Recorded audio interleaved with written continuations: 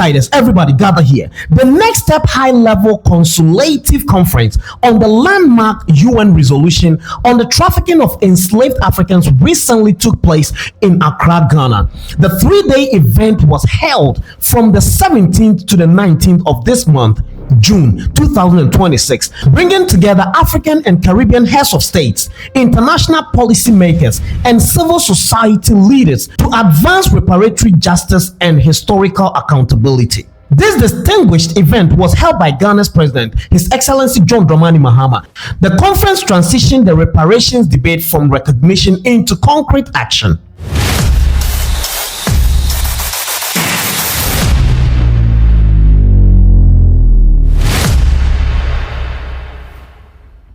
Now, these are a few highlights, in fact, key outcomes you need to note. Delegates issued a call demanding the countries involved in the Atlantic slave trade issue formal and unconditional apologies as a foundation for the reparatory justice.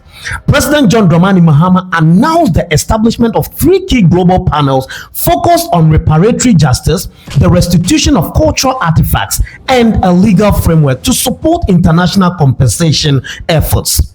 So insiders, gather around, come closer. Something big happened in Accra, Ghana, and we need to have a conversation. We need to talk. I have to explain for you to understand better. Now, let me make you understand. Imagine this: leaders from across Africa, representatives from the Caribbean, international policymakers, academics, legal experts, civil society organizations, all arriving in one African city, not for a trade deal, not for a military alliance, not for a sporting event, but interestingly, for a conversation about a wound that is hundreds of years of old and still affect millions of people today. This week, Accra, Ghana became the center of one of the most important global gatherings involving African and African diaspora. And perhaps the most fascinating part wasn't even the speeches. We are going to take it slow. Before we get to the depth, we are not going to look at the speeches yet. We are not going to look at the amazing event yet. This particular video is going to be about who showed up. It is going to be about who chose to board a plane to come to Ghana, because in diplomacy, attendance is often a statement, and the dignitaries arriving in Accra may have revealed something much bigger about Africans' growing role and shaping global conversation. Now stay with me a little longer because you are going to understand better. So now, if you're a first timer now finding my channel, make it a point to hit the subscribe button, like the video, share the video, go to the comment section, let me know what you think about this very conversation. To my loyal viewers, I say thank you, but make it a point to join the growing movement. My amazing subscribers, I can't thank you enough. Now let me stop the talking and let's get down to real issues. Now let's start with an important and an unavoidable question. Why is it Ghana? Why not any other country? Why is it not the Brussels, New York, London, or any other country? Why was Accra chosen as the meeting point for such a significant gathering? The answer lies in Ghana's unique place in history. For decades, Ghana has positioned itself as a bridge between Africa and the global African diaspora. From Osajifo Dr. Kwame Nkrumah's Pan-African vision to recent initiatives, Ghana has consistently presented itself as a meeting place for descendants of Africans across the world. That history matters a lot because when delegates land in Accra this week, they were not simply arriving in another African capital. They were arriving in a country that has become one of the most recognizable symbols of Pan-African unity. That alone gives this conference a level of symbolism that few locations on earth could match. From different countries, I will mention the countries as they come in. We have Equatorial Guinea, we have Algeria, Speaker of Parliament representing Algeria coming in. We have Barbados, Prime Minister, Honorable Mayor Amor Motre. We have Sao Tome and Principe President, Senegalese President who is already in, the Namibian President who you saw a while ago in your shots, and the Liberian President who is also going to be part of this. So His Excellency will be part of this event. You see the Foreign Minister Samuel Okudzeto Ablakwa, who is also leading him to the waiting room. But let's continue this very important aspect of our history that we need to know. Yeah, so for the oral tradition, as I said, it's still there. Historians are still relying on these sources to add to the written sources that we already have. So it is not that we don't actually have it. It is there. It is still being written, and history is a continuous project. And so over a time, people rediscover new information, and then we continue to write. But the most important thing that we need to look at is sometimes people think those things are not in our society. But if you are a researcher and you go to communities, you will see there are certain families, they have it. And a history of chattel slavery or enslavement itself used to be a taboo subject in Ghana. So if you look at our early historians, from Edugwain, the Fins, and then Adufenis and Co., they did not concentrate on the issues of slave trade. So slave trade issues became something of the early 90s coming up. That's why people think it wasn't there, because it was an issue that was quite unpalatable for the Africans. So it was very difficult for the academics of the time to actually touch. So we do not have books that goes back into history in the 60s, 70s that talk about. But as a researcher, there is one aspect of what you do as collections. I believe that a while ago we saw the display of some of these artifacts, some of these implements that were used to torture or to manhandle our ancestors who found themselves in Europe or parts of the Americas, etc. But there is another aspect of all this that some have been speaking to, the need for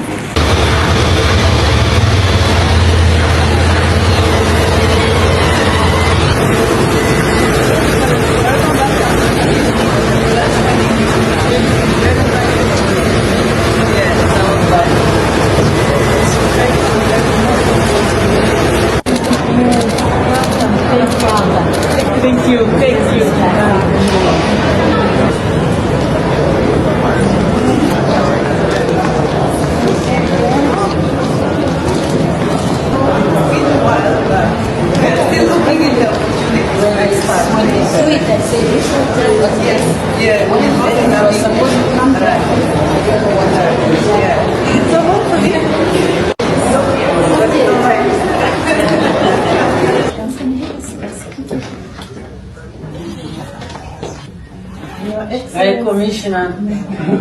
We've arrived in Accra. We thank God, Your Excellency, and our First President.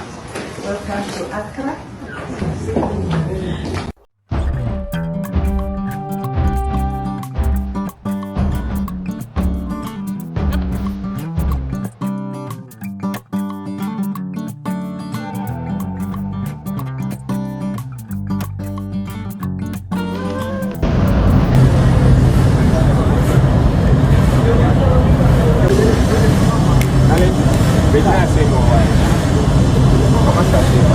Oh. Baby chair, ono so ye ne dey.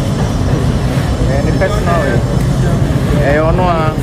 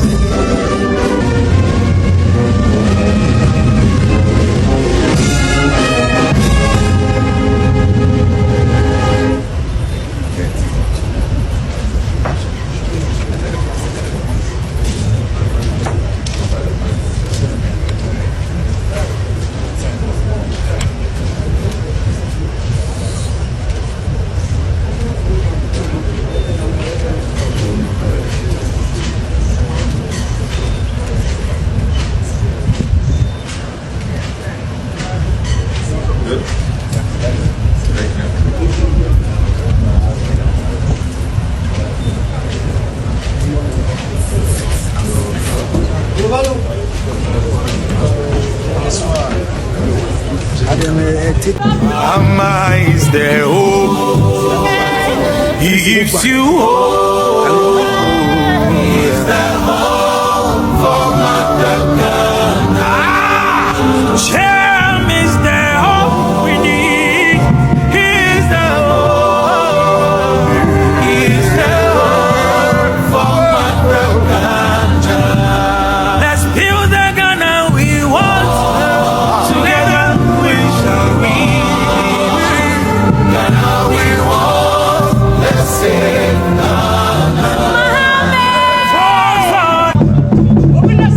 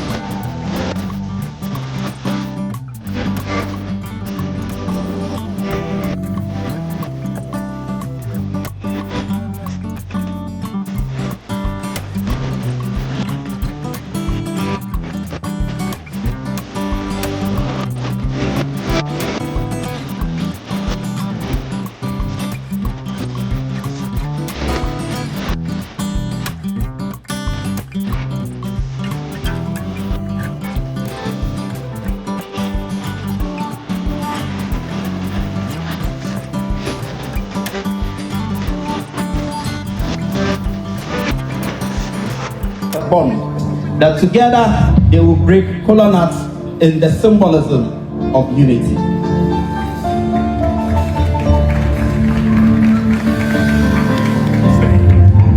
And so, the Excellency the President, you may teach your sister how to break kola nuts.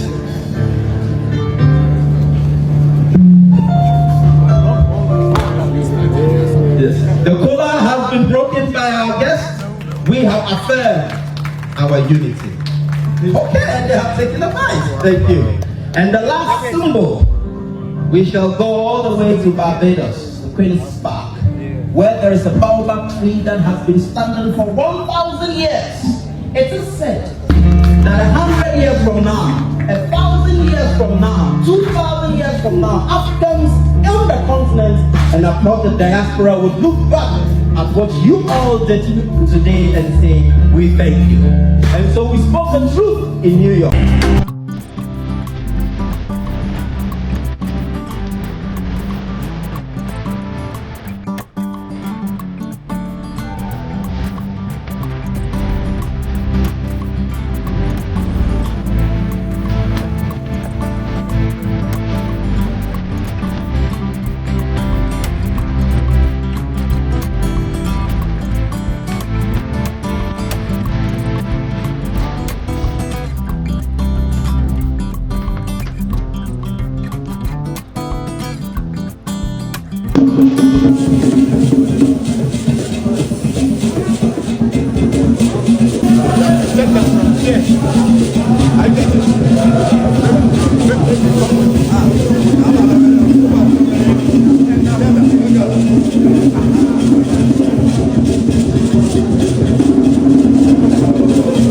Is the other achievements that we have documented in these next steps.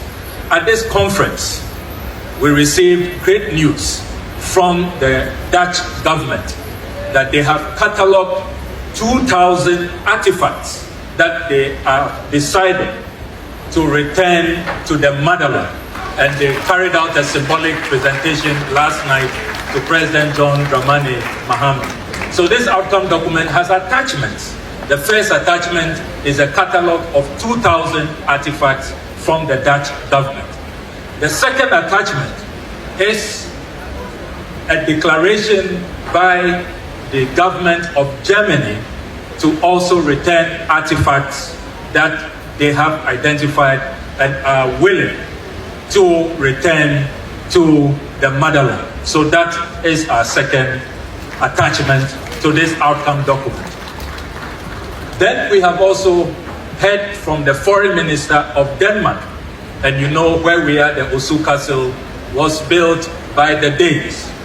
The foreign minister of Denmark announced during this conference that the Danish government has decided to work with all of us in our coalition, the government of Ghana, to preserve this castle and all the castles that they built during that dark period, to help to memorialize, to ensure that there is truth-telling and to guarantee non-repetition.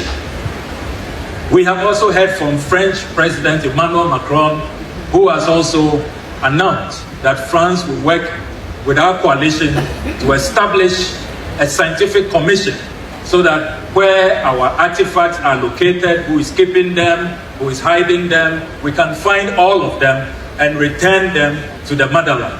And also work together to ensure that reparatory justice in all of its forms is secure in our lifetime. So I am happy to note that the Accra Next Steps Conference has not been a mere talk show. It has delivered beyond expectation. There are concrete outcomes that we have all seen and witnessed. And I want to, on behalf of President John Dramani Mahama, congratulate all of you for making sure that we have achieved these successes. But as I conclude, what is even so inspiring is the agreement that we have all committed to, that for the first time, we are going to end fragmentation. We are no longer going to have a separate African agenda on reparatory justice. We will not have a separate CARICOM agenda on reparatory justice. We won't have a second North American agenda on reparatory justice. We are all agreeing in this outcome document that we shall have one common blueprint that we are all committing to. And you know, when we unite, no force can bring us down. We saw that at the United Nations. And our resolve is clear that with this high sense of confidence, without any doubt at all in our strong belief that we will succeed, we clearly will attain reparatory justice in our lifetime. So on your behalf, I'm going to present this outcome document, which I have here beautifully designed, to the President of Ghana and the African Union champion for reparatory justice. So Your Excellency, I will respectfully and humbly invite you to come for your document. The assignments you gave us, we have delivered. We did not fail you. Thank you, Mr. President, for your inspiration. Well done in curating these 2 days of high-level conversations and this missionary zeal that has seen through every step of the way. Ladies and gentlemen, the Honorable Samuel Okudzeto Ablakwa. One of the most overlooked realities in international politics is this: people pay attention to who attends. Attendance really signals importance. And this conference attracted an impressive combination of African leaders, Caribbean representatives, policymakers, scholars, legal experts, and activists from across the globe. Think about this for a minute. These individuals manage governments, shape international policy, advise global institutions, influence public opinion, and yet they all made time to gather in Accra. That sends a very, very important message. It says this issue is no longer confined to academic discussions, but it is moving into mainstream political conversation. The arrivals themselves represented something deeper. For centuries, Africa and the Caribbean have often discussed shared historical experiences separately. This conference brought those voices into the same room, united by common concerns and common goals. Every arriving delegation represented another piece of a much larger story, a story of people connected by history, attempting to shape their future together. Now, the bigger picture. What actually struck me the most was not the politics. It was the emotions. Behind every arriving delegation was an acknowledgement that history still matters, that memory still matters, and that people are still searching for ways to address difficult chapters of the past. And the conference may be remembered for declarations, panels, and policy proposals. But years from now, historians may also remember the images, the motorcades, the handshakes, the airport arrivals, the gathering of people from different nations across the oceans, from everywhere in the world around a shared cause. Because sometimes it is interesting to know that history announces itself quietly, not with dramatic headlines, but with people showing up. And this week they showed up in Accra, Ghana. So what do you think as an African? I feel you are proud at this particular moment. Let me know your thoughts at the comment section. Hit the subscribe button, like the video, and share the video. I've always said that the story of Ghana and the entire continent is being rewritten, and don't let us write it without you. What betides you, your name is found in the bad books. So this is quite interesting, but hold on for the part 2 of this particular video, and you really love it.